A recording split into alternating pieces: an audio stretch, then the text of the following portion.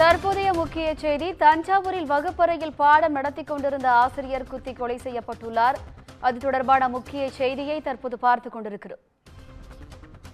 தஞ்சாவூரில் வகுப்பறையில் பாடம் நடத்தி கொண்டிருந்த ஆசிரியர் குத்தி கொலை செய்யப்பட்டுள்ளார். கூடுதல் விவரங்களை செய்தியாளர் சரவணன் வழங்க கேட்கலாம். வணக்கம் சரவணன், இந்த சம்பவம் எவ்வாறு நிகழ்ந்தது? கூடுதல் விவரங்கள் என்ன? வணக்கம் வினிதா.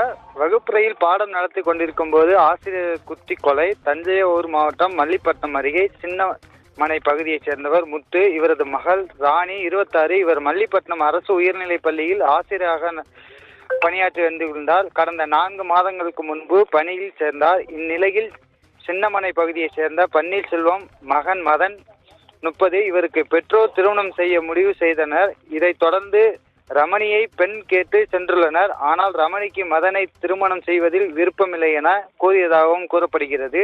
இதனால் ஆத்திரமடைந்த மதன் இன்று காலை ரமணி வகுப்பறையில் பாடம் எடுத்துக் கொண்டிருந்த போது வகுப்பறையில் புகுந்த ரமணி கழுத்து பகுதியில் மதன் கத்தியால் குத்தினார். இதில் ரமணி மயங்கி விழுந்தார்.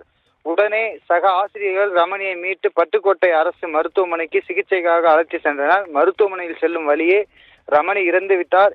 இதை குறித்து சேதுவாசத்திரம் போலீசார் வழக்கு பதிவு செய்து மதனை பிடித்து விசாரித்து வருகின்றனர். வினிதா, கூடுதல் விவரங்களுக்கு நன்றி சரவணன்.